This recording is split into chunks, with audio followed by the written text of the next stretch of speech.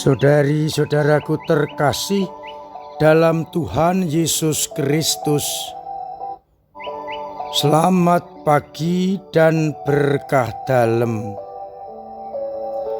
Kita bertemu kembali dalam renungan harian Jumat 14 November 2025. Seperti biasa, kita mendasarkan permenungan pada bacaan-bacaan Ekaristi hari ini.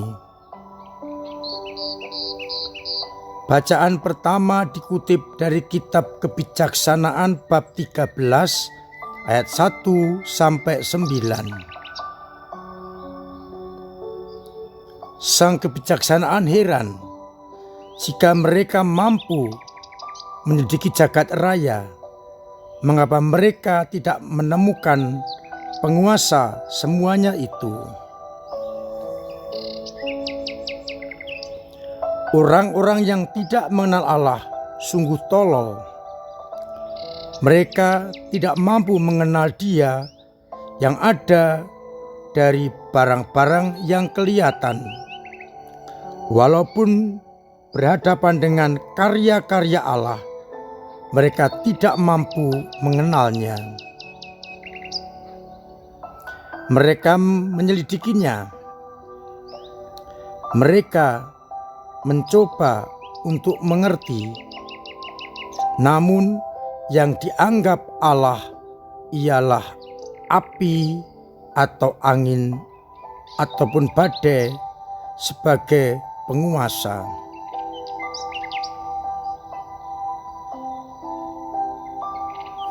Jika dengan menikmati keindahannya mereka sampai menganggapnya Allah, maka seharusnya mereka mengerti betapa mulianya penguasa semuanya itu. Sebab Bapa dari keindahannya itulah yang menciptakan semuanya itu. Mereka seharusnya insaf betapa kuasanya Sang Pencipta alam semesta. Hanya sedikit saja orang yang mengenalnya. Mereka mengerti kalau alam itu begitu indah, penguasanya, penciptanya jauh lebih berkuasa. Sayangnya mereka hanya terpukau oleh keindahan-keindahan dan tidak sampai pada pengenalan Sang Pencipta. Dari bacaan Injil Lukas bab 17 ayat 26 sampai 37. Orang-orang masih bertanya, kapan Anak Manusia akan menyatakan diri?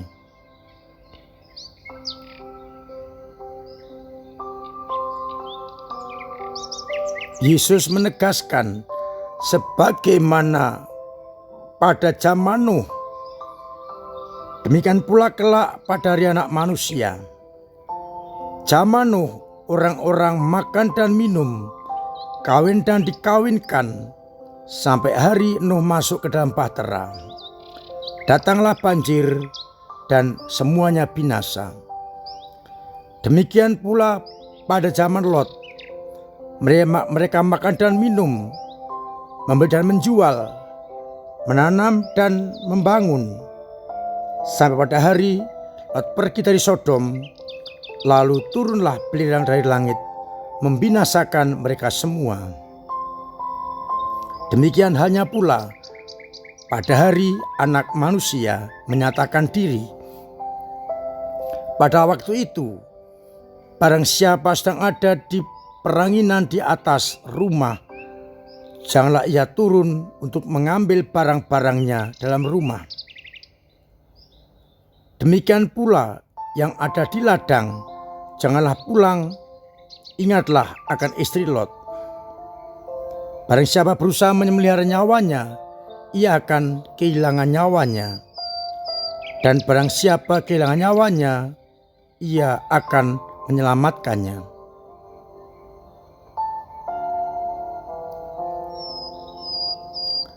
Pada waktu itu para murid bertanya, "Di manakah Tuhan?" Yesus menjawab, "Di mana ada mayat, di situ berkerumunlah burung-burung nasar." Saudara-saudaraku terkasih dalam Kristus, kitab kebijaksanaan mengajak kita untuk melihat di balik ciptaan-ciptaan yang indah itu. Kalau yang diciptakan begitu indah, begitu hebat, apalagi sang penciptanya pastilah lebih hebat. Maka orang yang bijaksana harus melihat sampai pada pengalaman iman siapa pencipta semuanya itu. Dan kalau kita melihat kehebatan sang pencipta, sang pemberi hidup, kita harus mendekatkan diri pada sang pencipta. Jangan hanya terpesona oleh keindahan ciptaan, tapi sampai pada pengalaman iman, siapa yang menciptakan, dan kita bersatu memuji, mengagungkan sang pencipta itu. Kalau kita menemukan sang penguasa, kita akan bisa bersikap rendah hati, sikap untuk mengandalkan sang penguasa di atas segala-galanya. Maka mari kita bersama-sama melihat, mengagumi sang pencipta atas dunia ini, dan kita berikan sikap yang tepat agar akhirnya kita mampu bersyukur atas ciptaan-ciptaan yang diberikan kepada kita. Dari Injil sekali lagi kita bicara soal anak manusia. Ketika terjadi sesuatu yang digambarkan ketika Nuh, ketika Lot, kita ke Sodom, kita harus tetap menomorsatukan, yakni mencari anak manusia yang akan menyelamatkan kita. Gambaran Nuh, orang sibuk dengan kehidupan duniawi dan akhirnya musnah. Gambaran Lot yang menengok ke belakang akhirnya jadi batu garam, menunjukkan kepada kita kalau kita ikut Yesus Kristus sang penguasa, hendaknya kita mengikuti bimbingannya. Jangan lagi mencari kesenangan pribadi atau kekhawatiran yang membuat kita untuk kembali dari pegangan Allah. Kita diajak untuk sekali ikut Yesus, kita ikuti Dia, menantikan datangnya anak manusia.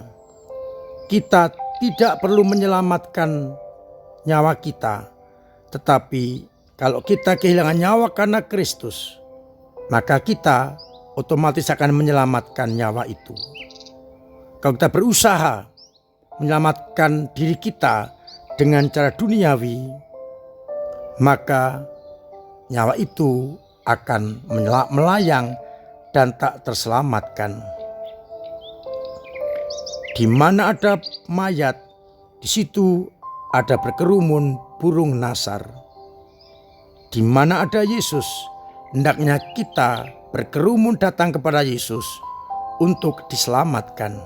Soalnya adalah, apakah aku selalu mengenal Yesus di dalam kehidupan ini, apakah PK akan kehadirannya, akan ciptaannya, akan penyertaannya. Mudah-mudahan kita PK akan sabda Yesus, kehadirannya dan ciptaannya, agar kita juga berkerumun datang kepada Yesus. Seperti burung-burung berkerumun di atas mayat-mayat. Tuhan memberkati kita sekalian. Amin. Marilah kita berdoa. Bapa yang penuh kasih, sabda memberikan kepada kami pegangan untuk menemukan Sang Anak Manusia, untuk selalu hidup sesuai dengan kehendak-Nya, agar kami tidak mencoba menyelamatkan diri kami sendiri, melainkan mengikuti Engkau sekalipun kehilangan nyawa akan mendapatkan kehidupan. Kuatkan iman kami yang kadang lemah, kadang jatuh, kadang mandek, bahkan kadang hilang. Semoga dengan bantuan rahmat-Mu, kami tetap memiliki iman yang tangguh, kokoh, dan kuat.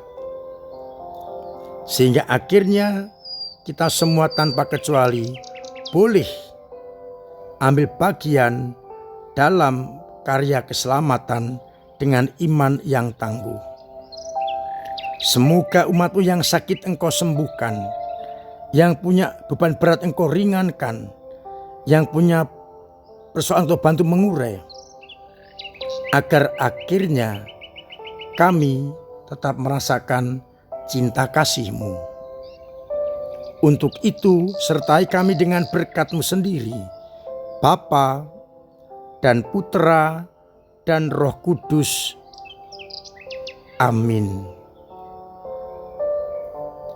Saudara-saudaraku terkasih, tetap saya dorong untuk terus memiliki pola hidup yang sehat, agar kita tetap sehat, keluarga sehat, dan terhindar dari segala penyakit.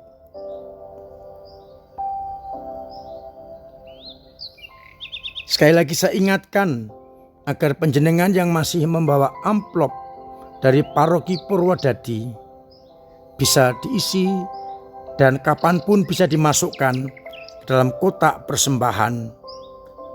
Ditunggu sampai akhir bulan. Kita mencoba berbagi dengan umat yang ingin membangun kapel supaya segera terwujud dan bisa beribadat dengan tenang, dengan penuh sukacita. Terima kasih untuk peran serta panjenengan dalam gereja lewat doa-doanya, lewat pemberian diri, pemberian tenaga, pemberian waktu, pemberian karya, dan juga pemberian dana lewat entah kolekte, entah sumbangan-sumbangan kepada gereja yang sangat mendukung untuk perjalanan gereja melayani sesama. Saya ingatkan kepada Dewan Pleno untuk hadir nanti sore atau nanti malam di gereja dalam rangka pemilihan calon DPPH paroki kita.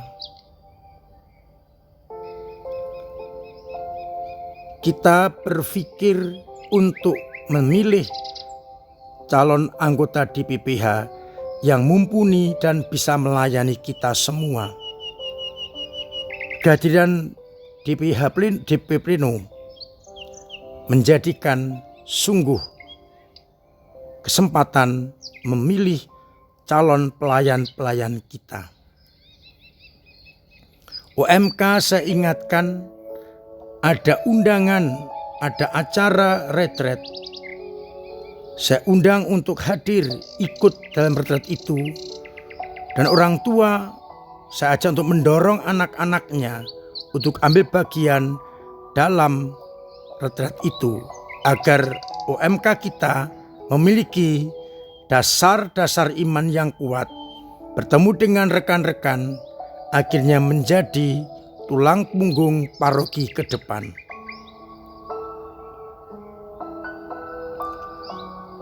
Akhirnya saya mengajak semua umat untuk terlibat dalam gereja lewat caranya masing-masing. Sehingga gereja kita semakin Katolik dan semakin apostolik. Akhirnya saya mengucapkan selamat pagi, selamat merenungkan, salam sehat, Tuhan memberkati. Terpujilah nama Yesus, Maria dan Yusuf untuk selama-lamanya. Amin.